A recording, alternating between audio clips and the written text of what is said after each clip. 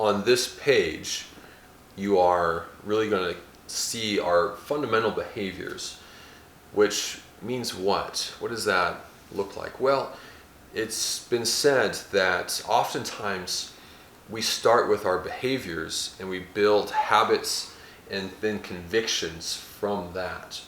So often we start with the other way around. We start with values and try to figure out how to express those behaviors. And that's not wrong, but it's so often hard for us to contextualize values that those convictions lived out in our lives sometimes get lost for a lack of contextualizing how do we go about this. And so this page is looking at those questions for a small group leader at campus, at CSU, for Chi Alpha. What does it look like to live out a disciple maker's life and lifestyle? And so there are just a number of resources here under the headings of finding, fighting for, and feeding. And so as we ask that question, how do we go about discipleship in our lives as disciple makers? We want to look at these different steps of finding people, fighting for them, and feeding them. And as we do that, we begin to see a community formed around our life in the pursuit of Christ.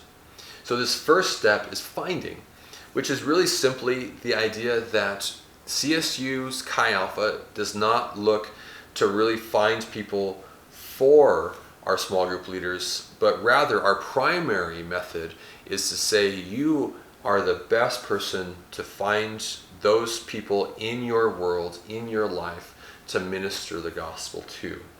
And so our job is to walk with you, to help you. And there's a few practical things here. If you're in that step, or if you're in that phase, like I don't really have a small group community, I don't have a group of guys or gals around my life that I'm really feeding the kingdom of God to, then think through, how can I find people to fight for? Then this is where you need to be. You need to be thinking through, how do I go about that? And there's just some real practical steps here for us, because we have this conviction that we would not even want Christ. We would not have wanted the kingdom of God to rule in our world if it wasn't for the fact that Christ came to us, to where we were. But because he did, our lives have been transformed as a result of that. And so being a disciple maker is to emulate Christ's method of ministry to the world. And it started with him leaving heaven and coming to earth and contextualizing his life so that we could touch him and experience his life and do life with him and feel the love of Christ, the love of God expressed in practical, tangible ways. And so for us, discipleship is going to happen not through our ministry, but through our ministers, not through Chi Alpha, but through small group leaders, through students who are taking on the conviction to become disciple makers in their own life.